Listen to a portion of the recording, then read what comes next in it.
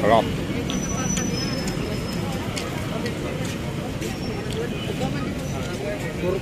So yun ano, tapos na tayo maglibot sa buong City Hall and yung sa library. Tapos yun, kumain tayo ng isaw. 5 piso, masarap.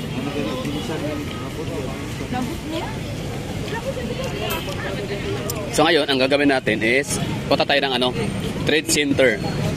Yung Trade Center, sabi ni Ma'am Jonah na shoutout po ng tourism office. Hindi na ngayon na kagaya dan dati yung tourism yung Trade Center kasi meron ng bagong renovate, no. So tingnan natin kung anong binago.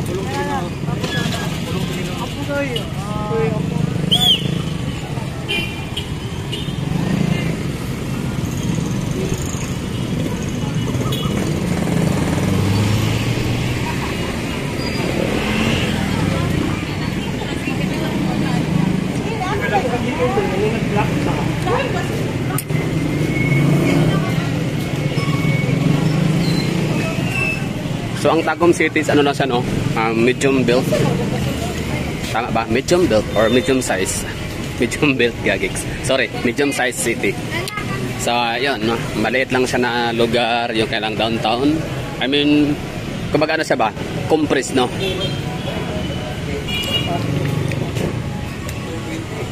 Hindi siya kalat na syudad na kailangan pang sumakay ng ilang beses para makapunta sa kung saan sa mga destination. Pwede mong lakarin lang dito, marami ka nang makikita. So ito, kapag kagabi pala, itong lugar na to, sarado na to dito para gawing, yan nga, mga barbecue, mga food house, yan, mga food park.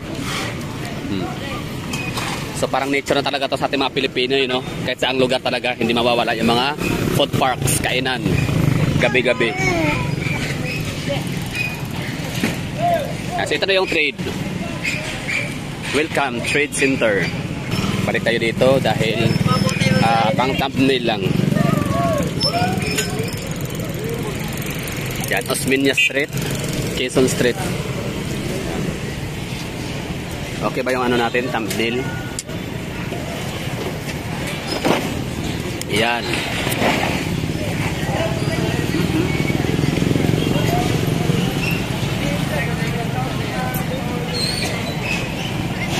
Okay, so tara, pasokin natin at kumustahin kung andyan pa ba yung mga ukay-ukay sa loob, kung andyan pa ba yung entablado,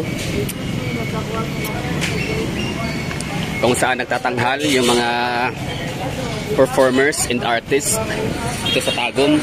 At dito ko rin pala una nakita si sino yun, Nadine Lustre and Enrique Hill. So ito yun, papasok.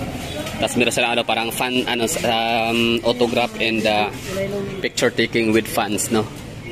Yung mga bumili ng album nila. So matagal na rin yun, 2000 anong year pa yun. Ayan. Diyan nga. Tapos hindi ko pa masyadong ganong kilala si Nadine Lustre kasi sa personal, no. Yun nga, Black Beauty siya na parang lang siya. Hindi siya yung typical na artista talaga na yun, pa-cute-cute, ganun. Kumakaway-kaway. Ayan, andito pa rin yung mga okay-okay.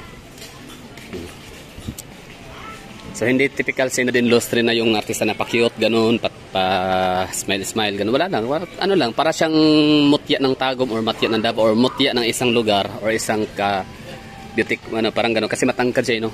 Maganda yung kanya, pormahan talaga. Maganda yung kanyang katawan. Simple lang, no? Naka-tuck-in na white shirt sa kanyang, jeans. Tapos yun, nagtataka ko noon kasi bakit may mga naghihiyawan, may mga fans, sa kapila ang dami. Tapos pirma-pirma yun, selfie-selfie. Yun pala, sikat pala siya na artista that time. Dahil yun, parang andayari kong pangit, parang ganun. Okay. So yun, 50 pesos, 10 pesos, 15 pesos. So dito pa rin yung mga ukay-ukay na sinasabi ko sa inyo. Kaya ako masasabi din na ang Tagum City is, din siya, okay capital of the Philippines. Yan, gandang bago.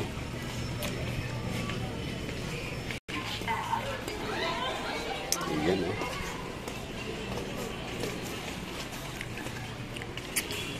So di pa masyadong matao kasi maaga pa. Tsaka parang ngayon kasi mayroon tayong musikahan, festival sa Tagum. So kalat pa yung mga tao.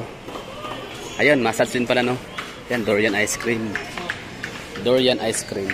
Nay, durian ice cream? Nasa cups. Pila? 20. Papalit ako, te. Ayan, so meron tayong durian. Durian ice cream.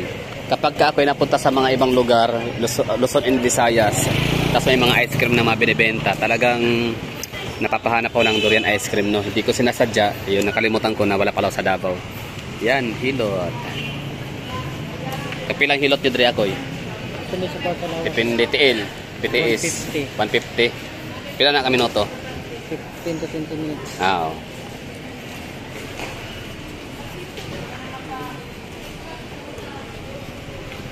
So yun, no? Tagum City. Festival City. Festival Capital. Okay Capital. Goldsmith Capital. Mga beer house and mga disco house Capital. Pero di ko alam ngayon kung ganoon pa rin ba kadami yung mga beer houses dito gawa nung siyempre pandemic. So nabawasan talaga yung ano, no, ganun mga negosyo. So dito tayo na side.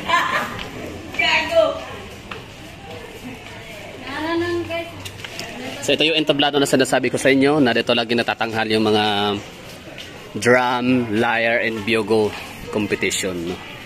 Tapos yung mga naghahanap ng mga magagaling na vocalist, drummer, pianist, bassist, yun.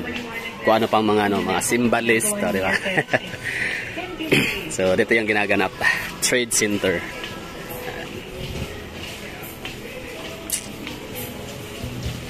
Ayun, no, so may under renovation dito na area. So yan na siguro yung sinasabi ni ma'am. So ngayon anong event meron dito? Anong ganap? Yan. Sipak Takraw. So yan yung ano, dito nagpe-perform yung mga yan na nga, yung mga musician, mga talentadong Tagumenyo. Okay again. So siyempre sa sobrang dami okay dito, imposible hindi ka makakabili, no? Dadaan ka lang tapos bigla kang may makitang, uy, maganda yun, ah. Oh. Good yun, ah. So yan, puntahan mo na kaagad, tapos tanongin magkano ang presyo. Yun, 30 lang pala. Ayan, mga sastre. Diyan pa rin sila, no? Diyan tayo nagpapatahi ng bag dati, mga pantalon.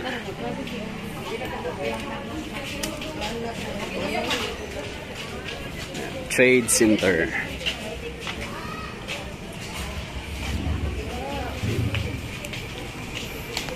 Tapos dyan tayo dati nangupahan sa likod niyan. Boarding house, di ba? So yun na sinasabi ko sa inyo na dyan lang nakatira yung mga ka-boardmate natin. Tapos paglalabas pupunta ng trade or ng City Hall Park, talagang todo paganda at pagwapo, no? Pormahan talaga. Kaya good looking ang mga taga-Tagum.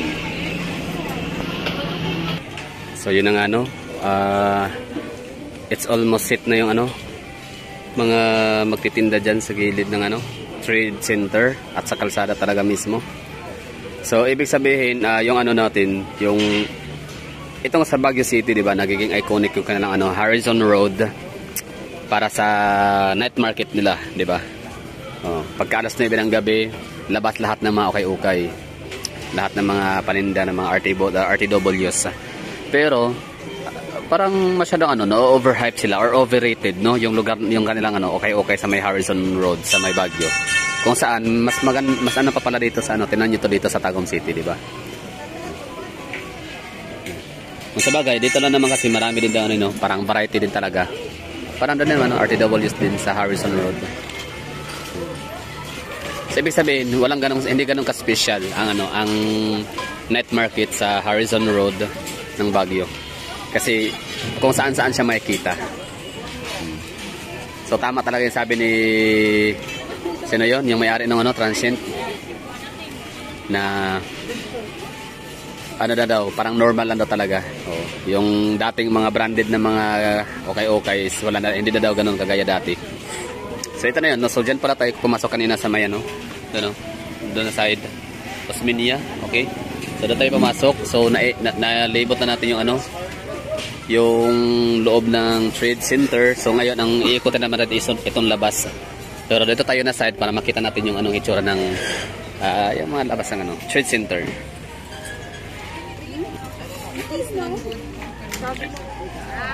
Yan, no?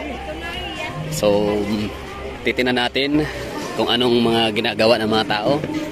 So far mga vendor pa lang yung andito. Yung mga mamimili wala pa. Gaudentius Lugaw to go. Parang Boss Coffee yung logo niya, oh.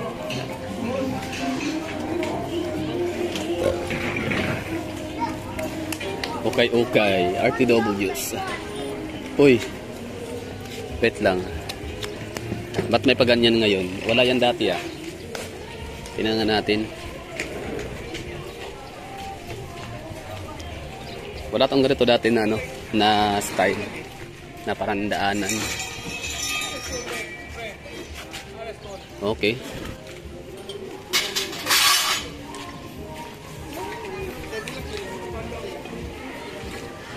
Lilibot ko kayo dito, ha. Sama lang kayo dyan. Papulang kayo dyan. Ako nang bahala sa inyo. Magdala sa lugar. Shout out mga Tagumeños. So, baka isa rin kayo sa mga nakikidagdag sa crowd dito, no? Isa kayo sa nagpapadami ng mga tao dito. Isa kayo sa mga nakikipag-agawan sa ukay-ukay, nakikipagtawaran sa mga may-ari, no?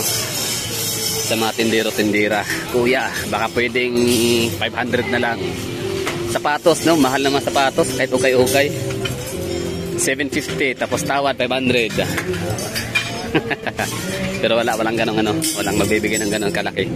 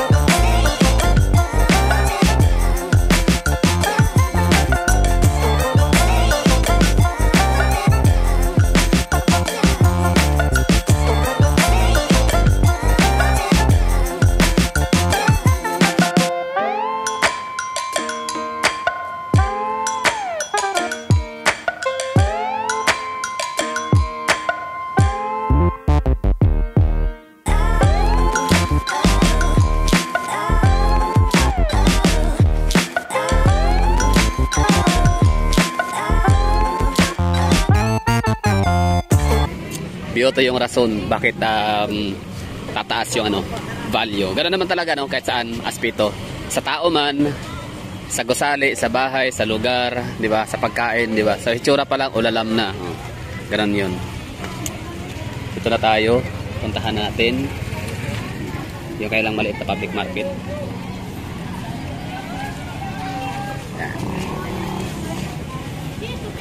Maliit lang ko na palengke, parang na siya, annex or extension, gano'n, no? Hindi talaga siya bagsakan.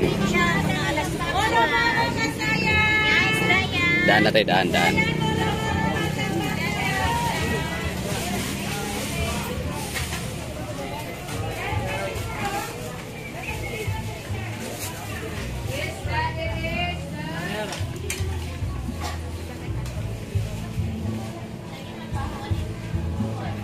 Okay, wala pang masyadong mamimili. Maaga pa. Alas 5 pa lang. It's 5:40.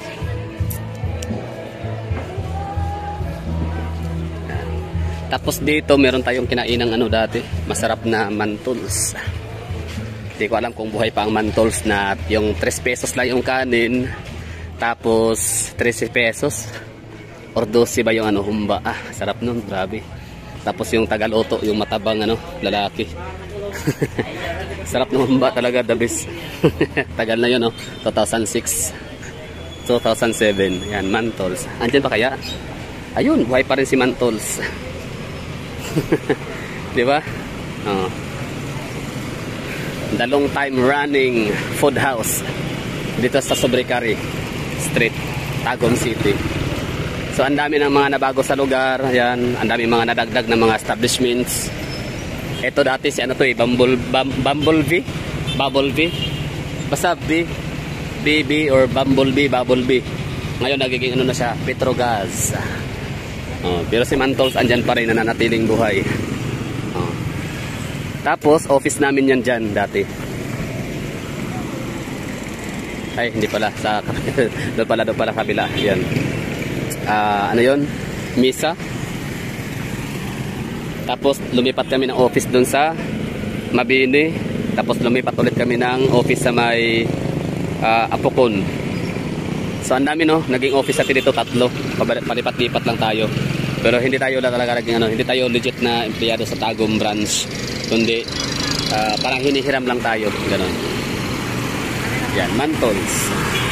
So sarado na si Mantols kasi malakas yan pag-araw, no, tanghali. Okay?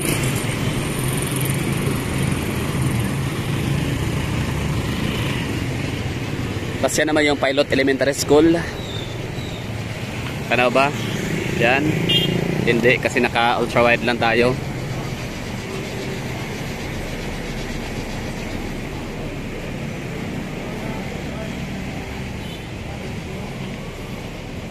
So yung dapat ano, no, trade center na i-vlog natin, parang dito napadpad pa tayo sa lugar kung saan hindi na siya kasakop ng or kasali ng trade center. So syempre napadaan tayo dito, no.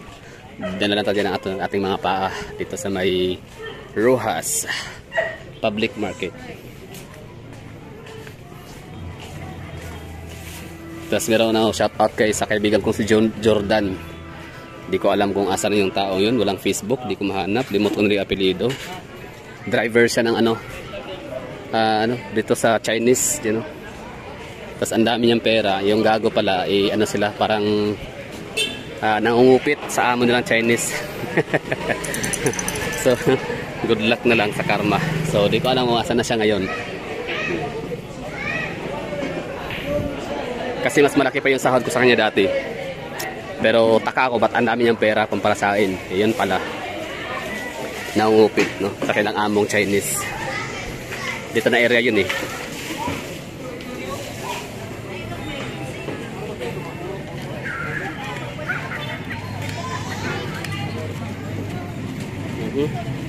So yan ayun, balik tayo sa ano, trade center.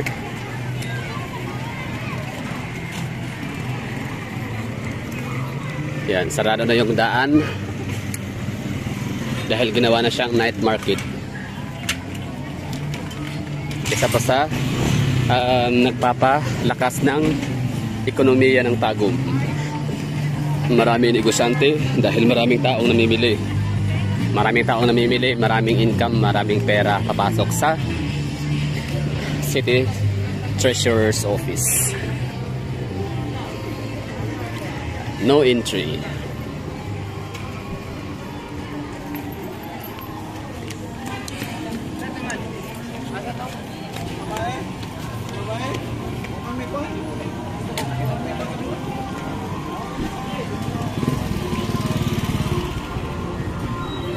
Tapos dati, dito tayo papaayos ang mga cellphone. Asa na ba yung mga cellphone shop sa atin? Diyan. Tapos dito nagpapadownload ng ano. Dati kasi ang memory card, parang 500 MB, 1 GB, taka 2 GB, no? Sikat ka na, astig ka na kung ang yung memory card ay 2 GB. Tapos dito ka magpapa-download ng mga kanta mula sa YouTube. 2006, di pa kasi uso ano nun eh.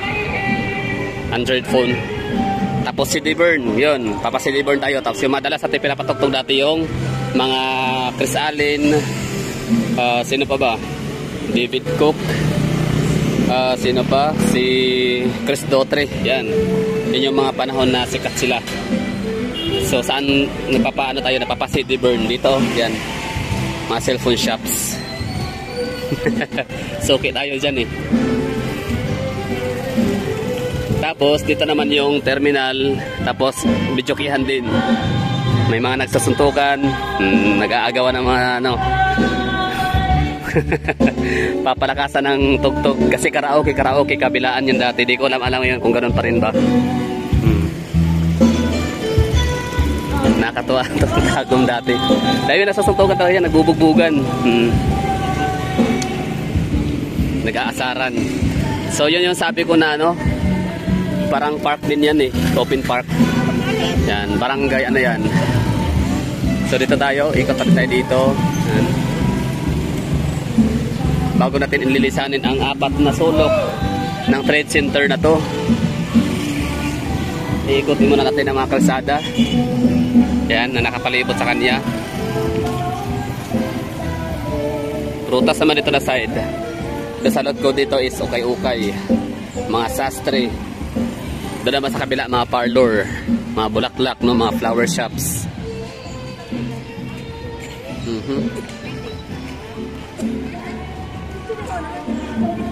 Professional.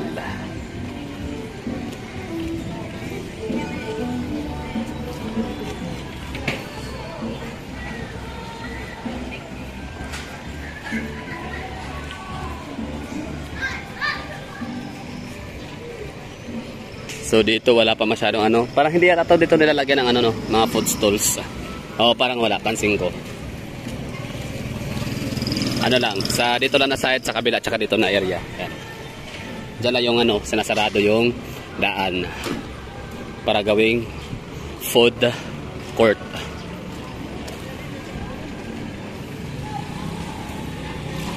So dito barbecuehan, kainan, hanggang doon yan, ikot doon, papuntang City Hall, hanggang sa likuran.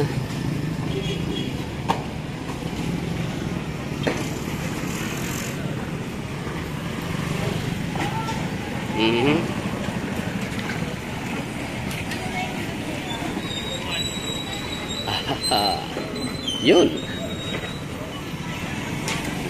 Diba? Wala na. Sarado na dito. Talagang bilis silang magsikilos dito na area. Oh. Yan.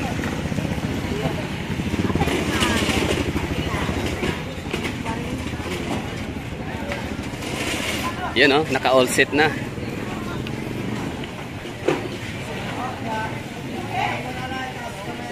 Galing. So ayun, ang gawin natin ay balik tayo doon sa area na yon dahil pupunta tayo ng isang park pa na di ko alam kung anong pangalan. Osmeña, Quezon Street. So yun siguro no, sa mga nanonood dyan ng mga taga-Tagum or yung mga dating nangungupahan sa Tagum, nag-aaral, mga trabahante. So shout out sa inyo no. So sana ay nagustuhan nyo itong video natin na sumilip tayo dito sa Tagum City Trade Center. So yun lang siguro, maraming salamat and bye bye.